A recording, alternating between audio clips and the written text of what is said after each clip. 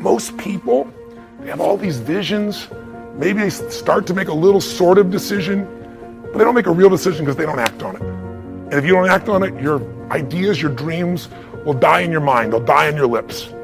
And think about it. Most people in North America, around the world, the Western world, are they truly fit, strong, and healthy? Do they truly have a relationship that's totally passionate? Do they love their work? Are they economically free? The vast majority, you and I both know the answer is no. If you want to be like most people, then what you got to do is figure out how to survive. If you want to lead, you got to thrive. And you have that capability, and you're probably already doing it. I'm probably speaking to the choir to some extent. If you're still watching this right now, you've turned me off as a raging maniac who's on a rant, because that's what I am. I'm on a rant right now. A rant to call to your soul to say, no matter how great life is, take it to the next level. Find the way to thrive on the very things that stop other people in their tracks. Thrive on what produces fear inside you and in other people. Thrive on something that you envision that you have a higher purpose for. Thrive by being decisive. Thrive by taking massive action. And if the massive action doesn't work, if what you try doesn't work, just simply try something else. And if that doesn't work, try something else. If that doesn't work, try something else until you find what works. Now you can speed that up by modeling, by finding somebody who's already getting the results that you want to get in your life. Somebody who already has lost 30 pounds and kept it off. They aren't lucky, it's been 5 years. Somebody who started with nothing and now they're financially free and their family has an extraordinary quality of life. Why not figure out what they do? Somebody who truly is happy, not because everything's going their way, because they find a deeper meaning and a richness in everything around themselves, whether it be their children or nature or even problems. Because obviously, if we had no problems, we feel dead inside. Problems can either destroy you or call you to become more. If you look at the biggest challenges in your life, if you brought certainty to it, if you brought a vision beyond the problem, if you made some decision of what you're going to change, even if you didn't know how, and if you took immediate action with enough intensity, massive action, you probably found the cure-all. You probably found a way to adapt and get where you want to be. That's what thriving is really all about. Trust me, it's small. If you'll face a bigger fear, that little fear will start to be handled pretty easily. That's why when all of us go through in our lives extreme stress, we're all going to go through it. You're going to have a home burned down, or something's going to happen to somebody you love, or someone's going to pass before you're prepared for it, which is almost always.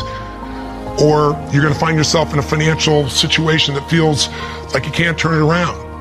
Or you might feel like personal character assassination, or maybe you get mugged, or maybe you get a terminal disease. We all will face multiple times in our life extreme stress. The difference in people's lives is not what we face, it's what we do with what we face. You can take yourself from a place where in the face of absolute total tragedy, you triumph. But it requires making some new decisions, taking some new actions, and mastering a part of yourself that can unleash all of your power and ability as a human being. That human spirit, as corny as it sounds, can be channeled in a very specific way. And if you do, the game of life changes. Once you break through, then it just becomes a game. The people that are getting your products have not yet broken through in most cases. The breakthrough happens by conditioning your mind every day, by feeding it a role model or story. It's putting yourself in a peak state when you follow through by getting physically strong. It's creating a little ritual of doing a little bit each day, and then you get momentum. But the most important thing of all is what we start out with. Why? Why is it a must for you? It doesn't have to be you're against the wall, but it has to be something you're hungry for, because the only difference in people is hunger. And if you're not hungry, get around people that are hungry and something will hit you. You watch a conversation, you get around people that are doing better, and all of a sudden you start going, my life sucks. I remember I went to a guy in LA. He's one of the most multi-billionaire guys, I'll never forget. And I lived in the Del Mar Castle, and I was really proud. That was like the symbol of me having taken myself from being poor to providing for my family this great place.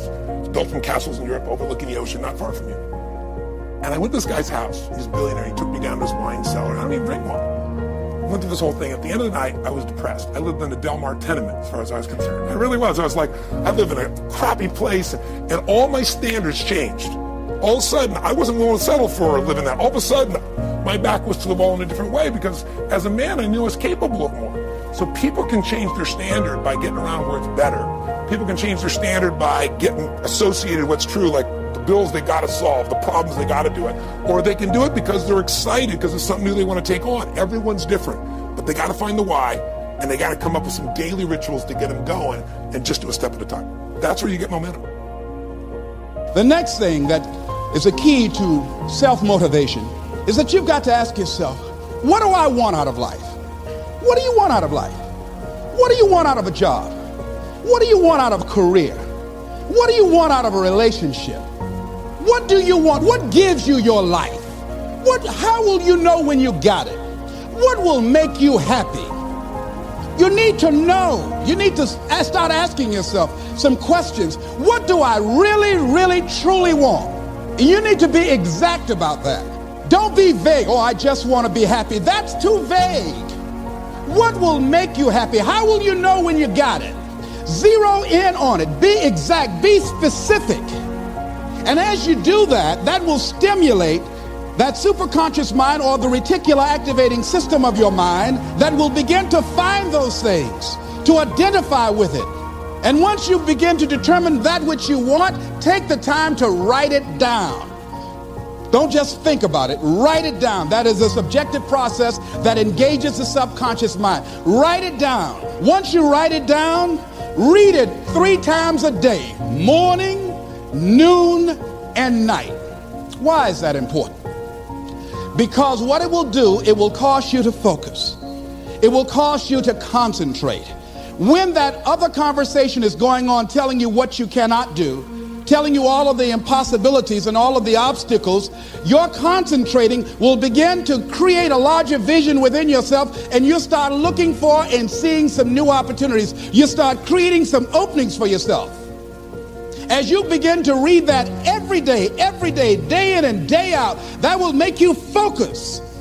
That will discipline your thinking, and you'll get all kind of creative ideas. As I talk to you right now, being involved in this immersion process, you're going to create some openings for yourself. You're going to get some ideas. You're going to feel your adrenaline flowing, and you're going to think about something, some idea you had. And you say, I want to go back and I'm going to look at that again from a different vantage point, not from the level of the problem or the obstacles that I encountered, but from a higher vantage point. Because what you will begin to see and to know as I talk to the higher consciousness within you, that you are powerful, that you are a miracle worker. And that inner conversation has conditioned you to believe that you are not. And as you begin to discover the truth of who you are, whatever challenge that you're facing in life, and if you're living, you're facing some challenge, you'll begin to know that you're powerful and that you're a miracle maker. The power for me to be successful was not in the teachers, it was not in the educational system, it was not in my culture, it was not in my society, it was within me. And I began to think, God, if you are a good God, why am I poor? If you are a great God, why are these people better than me? If you make me in your image, why are they special and I'm a monkey? And that night, no thunder, no lightning, no earthquakes, nothing. I just heard a voice in my mind, and the voice said, I ask you to believe me and you will be saved, not them. And that night, I made a commitment to believe what God said.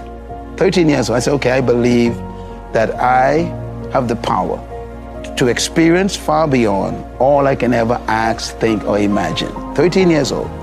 And that's when my pursuit of God began. You should never judge your success by other people's accolades. You judge your success by God's instruction to your life and how well along you are with that instruction. Because I found out something in life, the average human being is so mediocre that to be a genius, just do a little extra. Y'all missed that. People are so normal. To be an expert, just go 1 inch abnormal, and they think you're great. So don't judge your success by the masses, what they think of you. Judge yourself by what God told you to do. You may write me down in history with your bitter, twisted lies. You may trod me in the very dirt, but still like dust, I'll rise. Does my sassiness upset you? Why are you beset with gloom? Just because I walk as if I have oil wells pumping in my living room. Just like moons and like suns with the certainty of tides, just like hope springing high, still I rise. Did you want to see me broken, bowed head and lowered eyes, shoulders falling down like teardrops, weakened by my soulful cries. Does my sassiness upset you? Don't take it so hard just because I laugh, as if I have gold mines digging in my own backyard.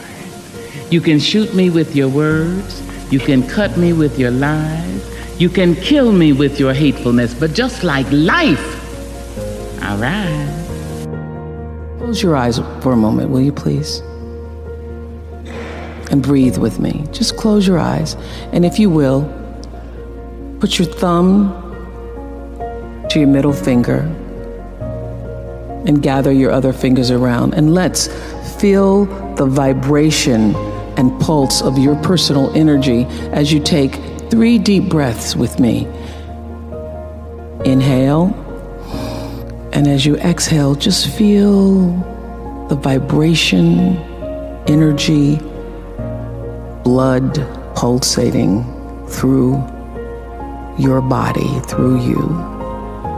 And another inhale.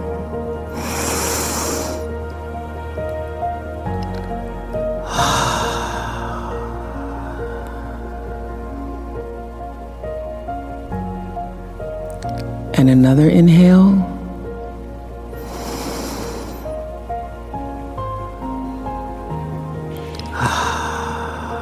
And keep your eyes closed. And let's just think about this day. This day that you have been graced to breathe in and out thousands of times. This day where many of those breaths were taken for granted. You just expected the next one to come. But the truth is, there's no guarantee that the next one comes. This day, how you started your day, what your thoughts were this morning, how you've carried yourself through this day, how you've been allowed to have encounters and experiences, some challenging, some more life-enhancing, that pushed you forward another day of being here on the planet Earth as a human being. Let's just think about that. After all you've been through, in this day alone, and the many days and years past, how you got here to this prestigious, esteemed university, the choices you made that have brought you to this day.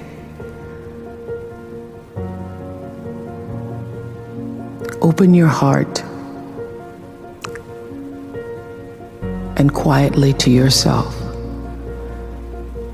say the only prayer that's ever needed.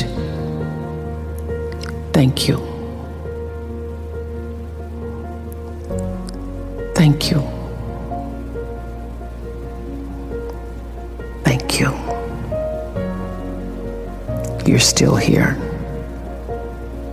And you get another chance this day to do better and be better. Another chance to become more of who you were created and what you were created to fulfill. Thank you.